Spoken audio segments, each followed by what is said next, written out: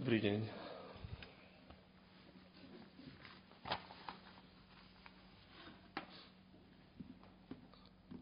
Dámy a páni, dobrý deň. Veľká vďaka, že ste prišli, veľká vďaka, že nás sledujete.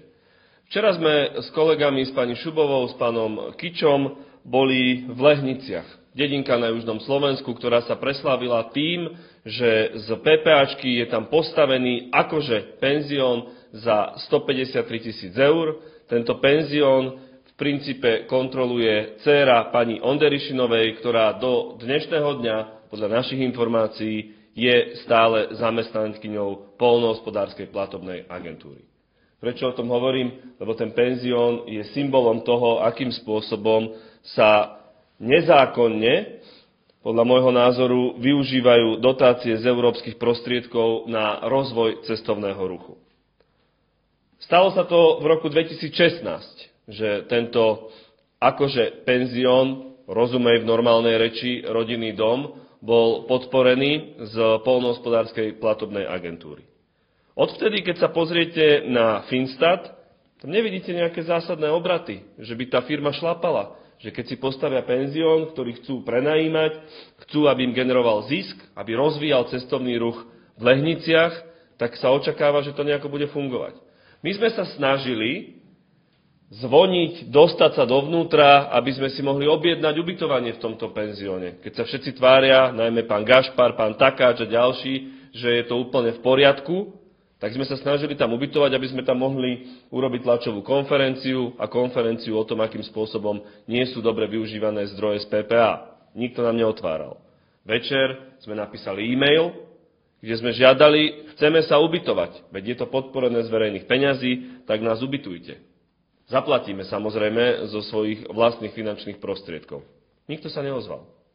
Na Bookingu dokonca, keď nájdete, keď sa pozriete, tak to tam svieti. Vila Rose, Lehnice, ale poznámka, ubytovanie nie je dostupné. Dámy a páni, toto je ukážka toho, ako zle, ako našim ľuďom boli prihrávané peniaze. Smeráci Tibor Gašpar a Richard Takáč hovoria, že to sú ojedinelé náhodné prípady, ale že to nie je nič systémové. My vám dnes ukážeme, akým spôsobom toto bol systém.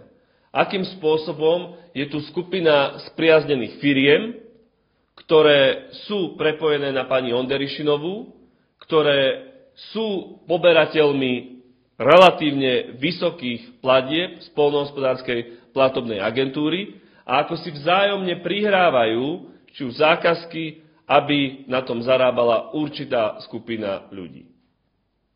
Je neuveriteľné, ako aj z dobrej myšlienky podporiť cestovný ruch na Slovensku sa podarilo ľuďom okolo strany Smer urobiť obyčajnú v princípe zlodejinu alebo tunel.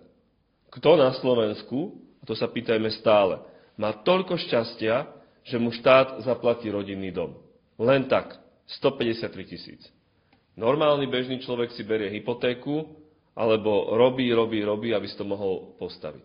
Nie, tuto je proste skupina ľudí, ktorá jednoducho, môžeme ich nazvať, kategória našich ľudí, ktorí si to vedeli vybaviť.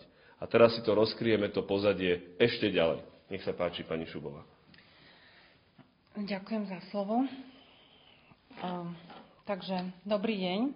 Na dnešnej tlačovej besede by sme pánom Richardovi Takáčovi, Tiborovi Gašparovi, Robertovi Ficovi a Jozefovi Kišovi a všetkým ďalším neveriacim odprezentovali na základe dôkazov a nespochybniteľných dôkazov, že kauza dobytka na PPA pokračuje a veselo, a to spôsobom, ktorý by mal byť stredobodom pozornosti ako OČTK, tak aj Európskej komisie, ktorá je roky zo strany vedenia Ministerstva pôdohospodárstva a PPA zavádzaná.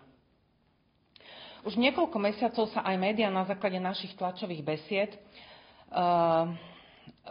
sa aj médiá venujú istej zamestnankyni pôdohospodárskej platobnej agentúry, ako povedal kolega, Daniele Onderišinovej, ktorej dcery sú podozrivé zo subvenčného podvodu a zneužitia finančných zdrojov Európskej únie, nakoľko sú podozrivé z toho, že neoprávnene dostali nenávratný finančný prostriedok. príspevok na penzión, ktorý v skutočnosti žiadnym penziónom nikdy nebol a ani nemal byť. V skutočnosti je ale táto dotácia pre dcéry zamestnankyne PPA len malým predkrmom skutočnej organizovanej zločineckej skupiny, ktorá systematicky a cieľne neoprávnene zinkasovala z PPA milióny eur. A táto organizovaná zločinecká skupina je priamo napojená na ľudí z kauzy dobytkár a o tom dnes budeme rozprávať. Pán Gašpar a aj pán minister Takáč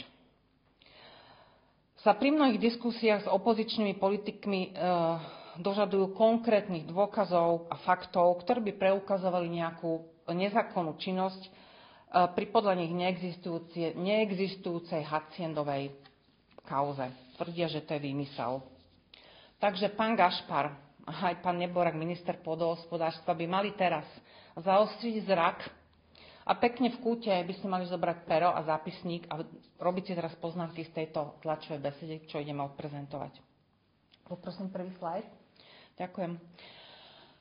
Na ňom vidíte graf s 3 spoločnosťami, ktoré vznikli v rozmedzi 3 týždňov v júli 2015, rok 2015. 24.7.2015 vznikla spoločnosť Verkat, čo bola spoločnosť dcér zamestnankyne PPA Daniely Onderišinovej. Dňa 11.8.2015, teda 2 týždne po vzniku Verkat, vzniká spoločnosť Food Union AS, ktorej konateľkou je Alžbeta Pap, známa z kauzy dobytkár, ktorá sa priznala k úplatkom, keď s prokurátorom USP uzavrela dohodu o vine a treste. A potvrdzovať to mali aj policajné odposluchy. No a 18.8. v roku 2015, teda týždeň po vzniku spoločnosti Food Union AS, vznikla spoločnosť Nekie Invest SRO, kde bol konateľom istý Roland Kóša, ktorý rovnako ako Alžbeta Pap figuroval v kauze dobytkár. A myslím, že pán Kóša bol aj reálne na základe dohody o vine a treste odsúdený za korupciu vo vzťahu k úplatkom na PPA. Toto je graf. Takže máme tu 3 spoločnosti, ktoré vznikli v rozmedzi necelého mesiaca v auguste roku 2015. Na prvý pohľad nie zvláštne, ale keď sme sa pozreli bližšie na tieto projekty, tak sme zistili, že zamestnankyňa PPA pani Daniela Onderišinová je s týmito ľuďmi figurujúcimi v kauze dobytkár, teda Alžbetou Pap a Rolandom Kóšom, prepojená ďaleko viac, ako by sa na prvý pohľad zdalo. Rovnako anomálie, ktoré sa odhalili, zakladali vážne podozrenia z účelového založenia týchto spoločností za účelom neoprávneného čerpania finančných zdrojov Európskej únie. Ale teda poďme po poriadku, ako sa to celé udialo. Takže poprosím druhý slajd. 31. júla 2015 bola podpísaná nájomná zmluva medzi istým inžinierom Imrichom Vespermím, bytom Letišná 47 Dunajská Streda a spoločnosťou Verkat SRO, ktorej predmetom nájmu bol pozemok v Lehniciach, na ktorom mal stať penzión spoločnosti Verkat. Ten penzión v Lehniciach bol odprezentovaný kolegom na úvod. Hej. Pán Imrich Vesprem je otec Alžbety Pap, ktorá je konateľkou druhej spomínanej spoločnosti Food Union AS. To len pre upresnenie, že už v tejto fáze dochádza k personálnemu prepojeniu týchto spoločností.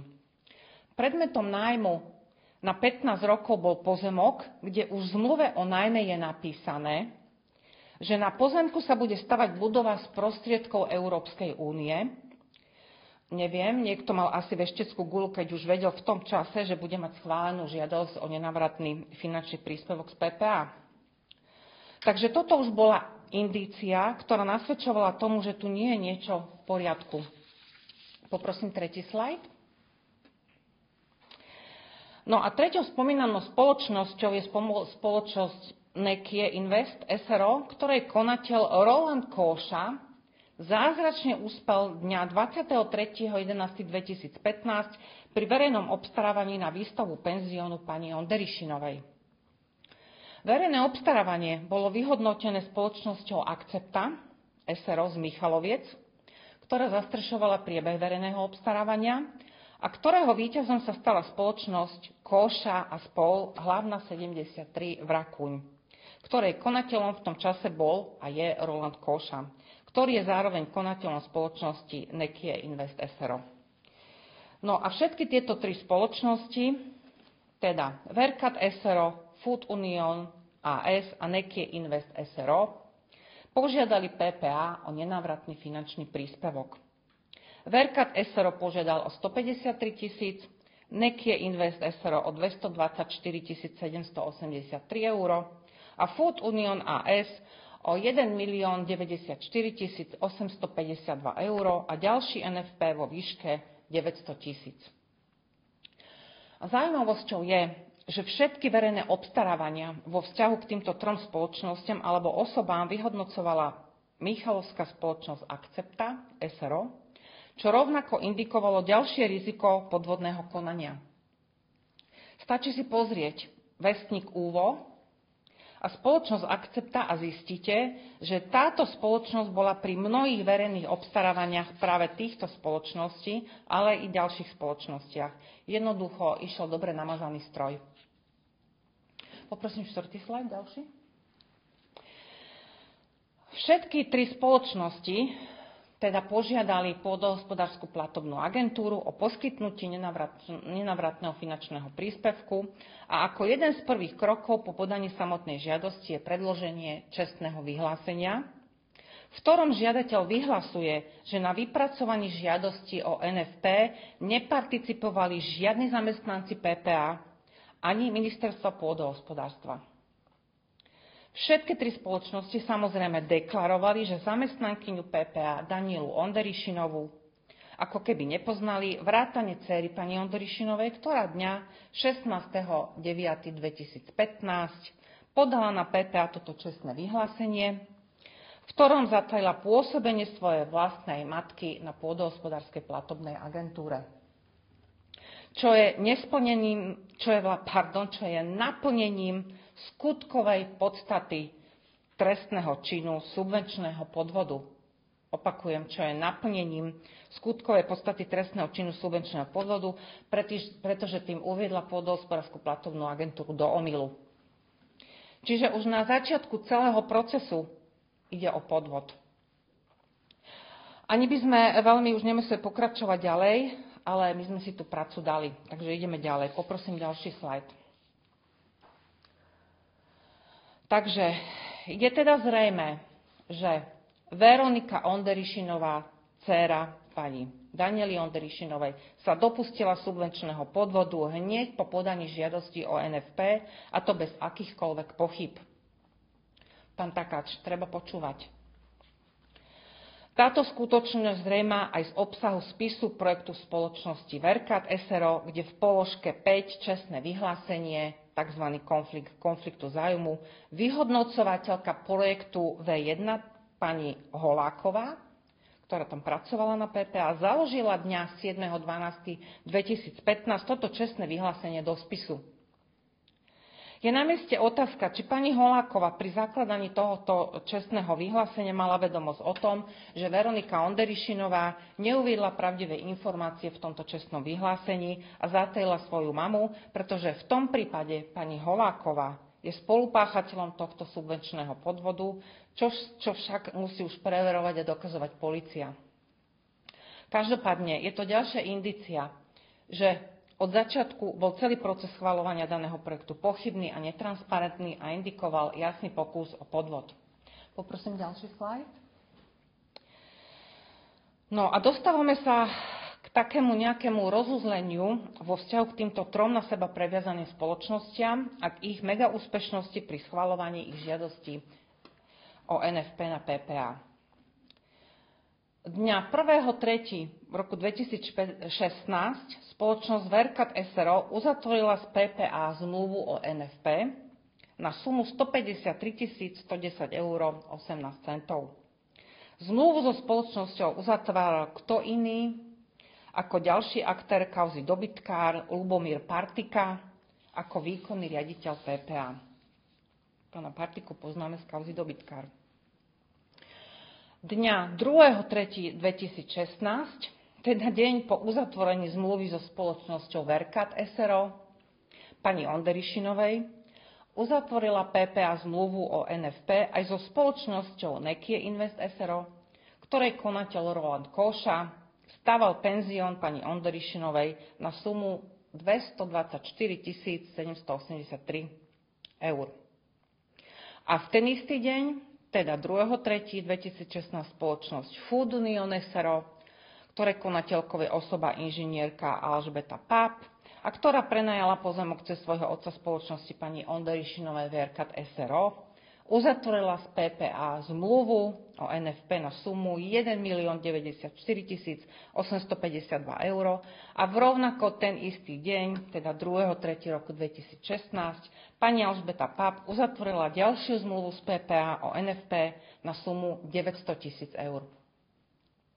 Tesne pred voľbami Food Union pani Pap uzatvorila ďalšiu zmluvu z PPA o NFP, a to dňa 21.11. roku 2019 aj na sumu 2 868 110 eur. No tomu sa jednoducho povie, keď sa darí, tak sa darí.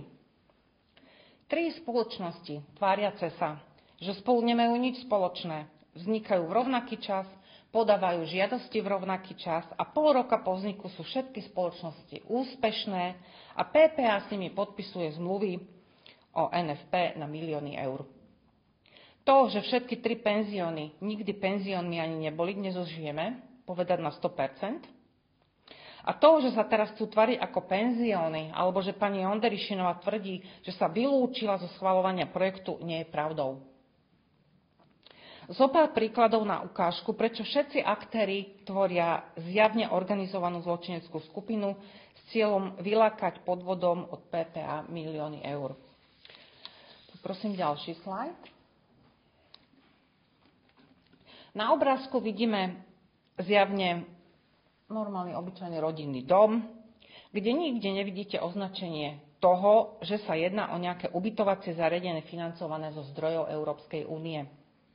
Toto je stav pri policajnom preverovaní bez označenia, takže žiadna možnosť ubytovania, jednoducho pán Kóša si za peniaze európskych daňových poplatníkov zrekonštruoval svoj dom, aby to potom veselo ešte počas udržateľnosti mohol dať do prenájmu. Poprosím ďalší slajd. No a tu už na obrázku vidíme ten istý údajný penzión, už je to penzión pána Košu po medializácii celého škandálu. Zázračne pribudla tabula, že penzión je financovaný zo zdrojov Európskej únie. Pán Koša má ale veľkú smolu, pretože počas policajného preverovania tam tabula jednoducho nebola a to je rozhodujúce. Pretože čo má polícia zaistené, to je rozhodujúce a nie je to, čo sa snažia dodatočne podozrivé osoby zakamuflovať, aby to vyzeralo, že je všetko v poriadku, tak ako to má byť. Poprosím ďalší slajd. A to je opäť spis projektu Verkadesero, ktorý bol zaistený kompletne pri policajnom zásahu pri akcii Tajomník. Akcia Tajomník. Pani Onderišinová, ako aj PPA, aby zachránili, čo sa dá, tak sa snažili verejnosti predostrieť verziu, že sa ako zamestnankyňa PPA vylúčila z tohto celého procesu schvaľovania NFP pre spoločnosť svojich dcér. To stále tvrdí aj pán minister Takáč, že žiadny konflikt neexistuje. No môžem vám s absolútnou istotou povedať, že je to lož. PPA odpovedala na infožiadosť nadácií Zastavme korupciu, kde PPA argumentuje, že Daniela Onderišinová doručila PPA údajne 5.4.2016 dokument, na základe ktorého sa mala ona sama vylúčiť zo schvaľovania projektu spoločnosti Verkat SRO. Na obrazovke vidíte obsah spisu Verkat SRO, z ktorého je jasné, že do spisu tohto projektu nikdy nebolo doložené žiadne vylúčenie sa z konfliktu záujmov samotnej Daniely Onderišinovej. Neurobila to ani na začiatku schvaľovania projektu a ani po jeho schválení. Ako tvrdila ona, aj PPA v odpovedi pre nadáciu Zastavme korupciu, čiže zavádzajú sa veci. Potvrdzuje to fakt, teda, že polícia zaistila celý spis a nikde, opakujem, nikde, v tomto zaistenom spise sa tento dokument nenachádza. Takže samozrejme prišlo s najväčšou pravdepodobnosťou k dodatočnej manipulácii a vyrobeniu si akéhosi dokumentu, ktorý má ale nulovú výpovednú hodnotu a pani Onderišinová si myslí, ona si myslí, že to prešlo, no ale ja si myslím, že už jej nepomôže ani svetená voda, pretože tých dôkazov o tom, že toto bolo od začiatku do konca koordinované a plánovaná akcia tejto organizovanej zločineckej skupiny sa usvedčila. Tých dôkazov je naozaj množstvo, ale čo je zaražajúce, je, ako PPA chráni aj napriek týmto vážnym podozreniam túto zamestnankyňu. Podľa môjho názoru je pani Daniela Onderišinová jeden z kľúčových ľudí na PPA, ktorý mal za úlohu takto pokutne vybavovať množstvo projektov za tie roky, ktoré tam pôsobí. Toto je len špička ľadovca, ale dosť na to, aby polícia okamžite začala trestné stíhanie týchto osôb ako členov organizovanej skupiny. Naozaj by som tu mohla ešte hodinu predkladať jeden dokument za druhým zo spisu, ktorý preukazuje, že sa jedná o podvod. Ale myslím si, že aj táto ukážka, pán Gašpar, pán Takáč, aj pán Fico preukazuje, že kryjete vedomé podvody na PPA. Prosím, ďalší slajd. V tomto protokole oznamuje pán Kóša, toto je zaujímavé, toto treba počúvať. V tomto protokole oznamuje pán Kóša ako zhotoviteľ, že odovzdáva objednávateľovi, teda spoločnosti Verkat SRO, odovzdáva hotové dielo, tzv. Výstavba ubytovacieho zariadenia a relaxačných objektov v zmysle zmluvy o dielo uzavretej dňa 28.5. roku 2015. Odovzdáva to spoločnosti Verkat. Lenže spoločnosť Verkat SRO vznikla až 24.7.2015. Takže ako mohol pán Koše podpísať zmluvu o dielo s ešte neexistujúcou spoločnosťou? Bizar. No a týmto som vlastne toto dokazovanie ukončila k PPA. A na záver ešte musím a považujem za potrebné sa trošku venovať a zareagovať na medializovaného tzv. Anonymného hrdinu, kontrolóra zo sekcie vnútornej kontroly na PPA, ktorý bol údajne prepustený po tom, čo upozornil na tento penzión v Lehniciach. No, podľa toho, čo som ja čítala v denníku N, ho mali vyhodiť, pretože údajne začal kontrolu tohto penziónu na jeseň v roku 2023. Čo už samo o sebe je komické, pretože my, v období, keď ja som pôsobila na PPA, sme kontrolu tohto penziónu ukončili ešte v roku 2022. Opakujem, kontrolu tohto penziónu sme ukončili v roku 2022 a všetky poznatky o tejto možnej trestnej činnosti spoločnosti Verkat som odstupovala na Banská Bystrica v roku 2022. Takže rovnako spis na polícii bol založený už v roku 2022 a v júni 2023 už NAKA zaisťovala spis pri policajnej akcii Tajomník. Takže to, čo pán kontrolór prezentuje mediálne, anonymný kontrolór, považujem skôr ako nejaké neskoré PR. Neviem pre koho. Ak ho za to chceli vyhodiť a vyhražali sa mu, prečo to neoznamovalo polícii? Prečo tá veľká anonymita? Kde bol celých 19 rokov pán kontrolór? A kde bol, keď som ja osobne okolo tohto a ďalších penziónov robila cirkus už v roku 2022? Kde bol? Pokiaľ viem, tak jeho údajná kontrola bola ukončená už v januári 2024 s tými alebo podobnými závermi, ako konštatovala už naša protikorupčná sekcia v roku 2022. Pán kontrolór, ak mal pocit, že PPA nekoná v súlade so zákonom, tak mal okamžite podávať trestné oznámenie ako osoba, ale to predsa musí po 19 rokoch práce na tejto sekcii vedieť. Tu sa nemá o čom diskutovať. A teraz budem citovať práve smernicu politika boja proti podvodom číslo 39/2021 ako interný dokument PPA, ktorého gestorom bola práve sekcia vnútornej kontroly, kde pôsobil tento pán, hovorí v článku 5, tzv. Nahlasovanie podozrení z podvodov v bode 2 hovorí nasledovné. Vyššie uvedenými postupmi nie je dotknutá možnosť zamestnancov oznámiť podozrenia z podvodu aj priamo orgánom činným v trestnom konaní na OLAF alebo na adresu nezrovnalosti@vlada.gov.sk. Takže mal voľné pole. Pán kontrolór to má v smernici, že môže a musí oznamovať. Pripomína mi to frašku, ako keď Jozef Kiš po zadržaní policajtami na NAKA vypovedal, že korupčnú trestnú činnosť na PPA nahlasoval nie OČTK, ale nahlasoval alebo oznamoval to SIS. A teraz čítam príbeh hrdinu kontrolóra, ktorého ja vôbec za hrdinu nepovažujem, skôr je to snaha sa zviditeľniť, neviem v prospech koho. Za celú dobu, čo riešim ja túto kauzu od roku 2022, ma tento kontrol nikdy ani len nekontaktoval a nekontaktoval ani OČTK. Nekontaktoval ani mňa, ani OČTK. Takže to je na zamyslenie, čo táto hra má znamenať.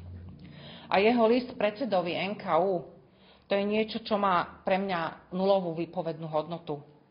Tak len k tomuto anonymnému kontrolórovi som považovala za nutné povedať pár slov. A na záver, pre mňa je tento pán nedôveryhodný.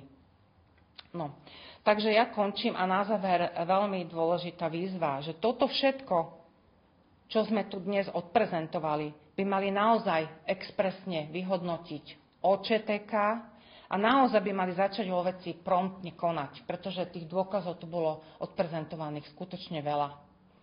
Všetky tieto spisové materiály ku všetkým týmto spoločnosťam majú k dispozícii, takže nie je na čo čakať a treba konať. Budem sa dotazovať aj na Európskej prokuratúre a rovnako ja osobne budem informovať aj európske inštitúcie. To je z mojej strany všetko. Ďakujem. Ďakujem pekne. Pán Gašpar, pán Takáč, toto, čo ste videli, to je podľa vás v poriadku?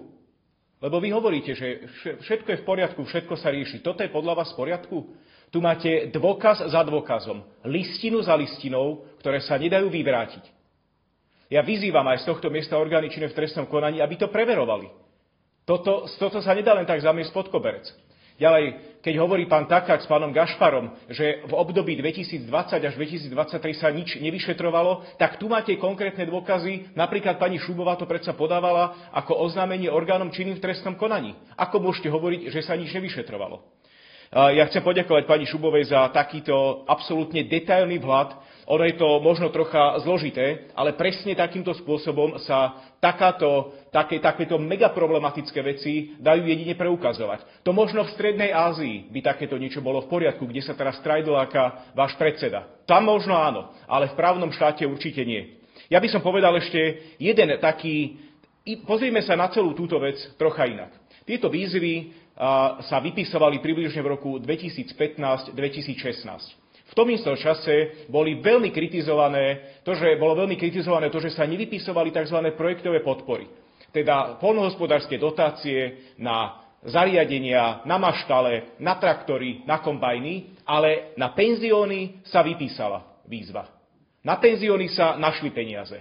Pritom tie penzióny, ak by skutočne sa aj robili podľa zákona a podľa pravidiel poľnohospodárskych dotácií, sú len taká čerešnička na torte.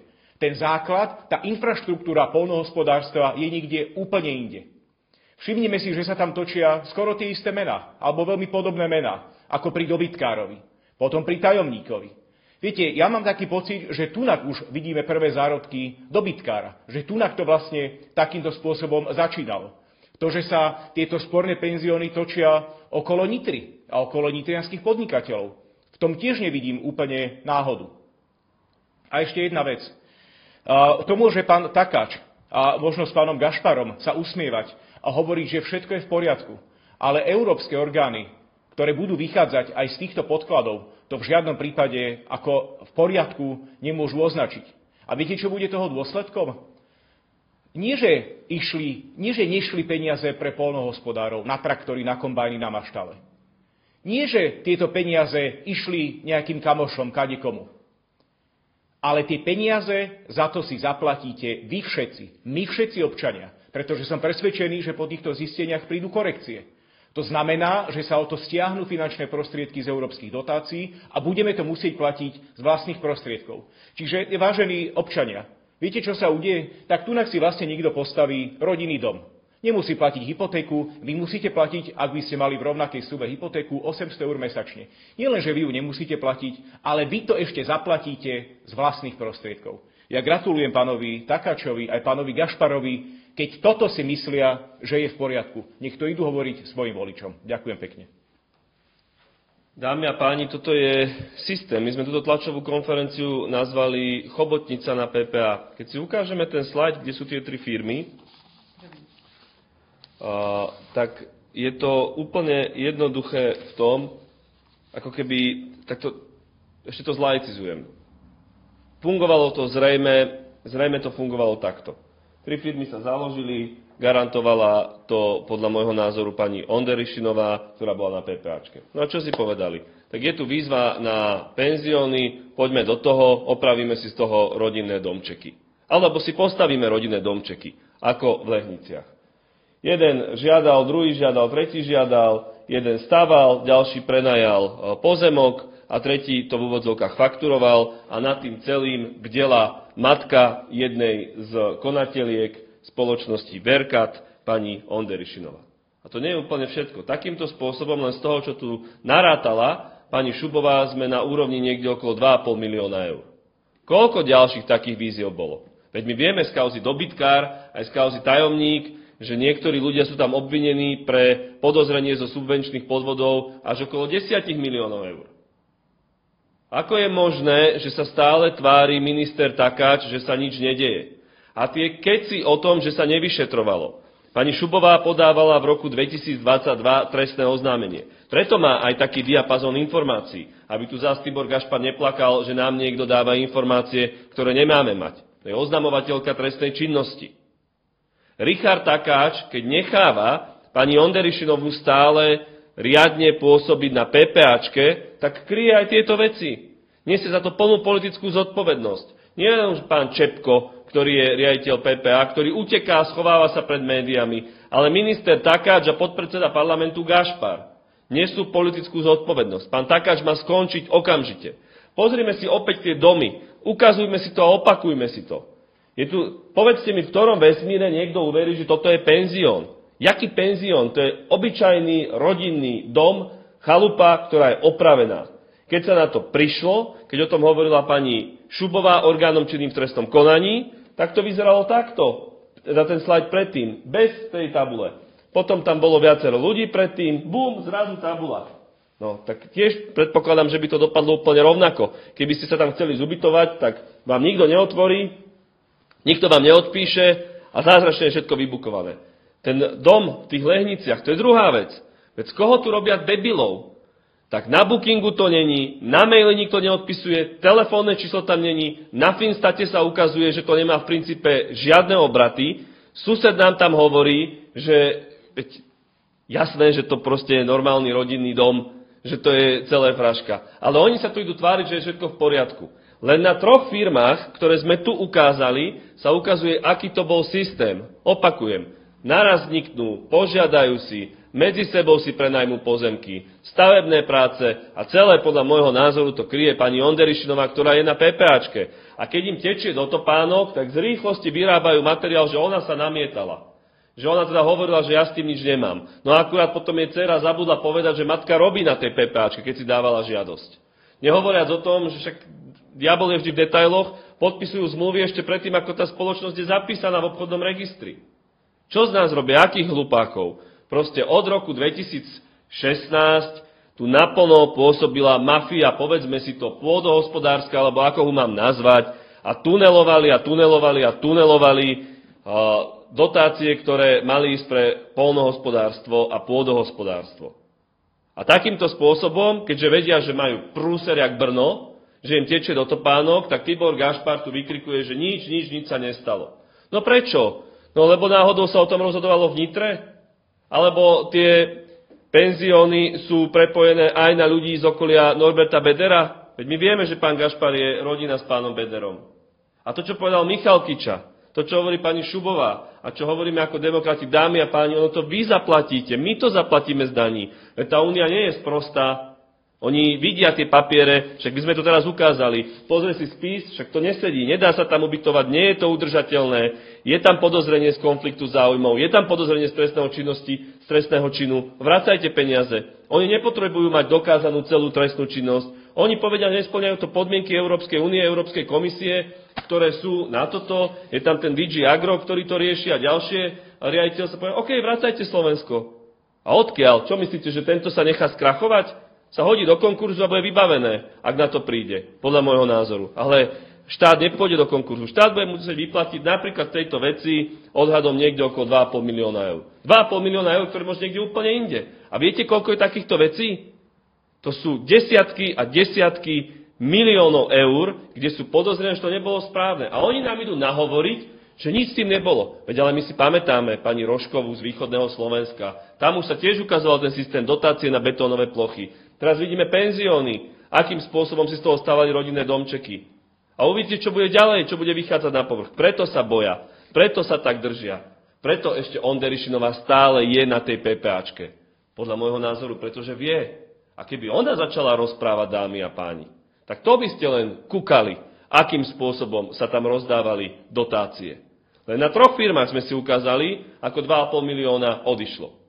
A v tomto celom, na to netreba zabúdať, je potom Jozef Kiš, ktorý bol šéfom PPA. Pani Šubová mu prišla povedať o tom, že Onderišinová má problém. Kiš sa tváril, že tak to áno, to všetko preveríme. Čo preverili? Kde preverili? Veď keby Zuzana Šubová nepodala trestné oznámenie v súvislosti s podozrením do subvenčného podvodu, podľa môjho názoru je to celé stále zametené pod koberec. A Fico, keď nám kričí, že za nás sa nevyšetrovalo, za bývalých vlád, tak Kiš bol na PPAčke a on z Kiša urobil šéfa finančnej správy. Orgánu, ktorý sleduje výber daní. Opýtajte sa Kamenického, opýtajte sa premiéra Fica, dámy a páni, aký máme výber daní, v akom sme stave a kto tomu šéfuje, aké sú úniky na daní z pridanej hodnoty aj kvôli tej transakčnej dani. Scapa záhradníka. Celé je to systém, celé je to chobotnica, ktorá má chápadlá roztiahnuté od nitry. Takto to poviem. A len tento príklad ukazuje, ako brutálnym spôsobom si to vedeli navzájom podohadzovať. Z tohto miesta orgány činné v trestnom konaní by naozaj mohli začať a pridať. Respektíve začať už začali, len im do toho bicykla, ak budem taký metaforický, niekto hodil patik, keď zrušili NAKU. Keď jednoducho všetky spisy sa museli prerozdeľovať. Keď tie vyšetrovania, ktoré boli rozbehnuté, tak zrazu sa presúvali ľudia, tí, ktorí boli vyšetrovatelia 20-30 rokov, boli popresúvaní na pochôdzkárov a podobne. Nehovoriac o tom, že cielene minister vnútra Šuta Eštok a policajná prezidentka, podľa mňa v tomto nerozumiem, prečo nekoná, je poddimenzovaná spolupráca Polície Slovenskej republiky a Európskej prokuratúry. Nie je možné, aby na Bratislavu bol jeden policajt, ktorý má spolupracovať s Európskou prokuratúrou.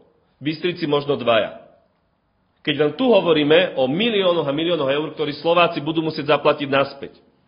Kde sú teraz tí hrdinovia, ktorí rozprávajú o tom, ako zákon platí pre všetkých, ako je možné, že doteraz nebolo nič vyšetrené, sa pýtam z tohto miesta. Kde sú teraz tie zásahy, keď pre všetkých rovnako? Jediné, čo chránia, sú svoje zadky, dámy a páni. Toto naozaj nie je, to už ste si zvykli, nie je posledná tlačová konferencia.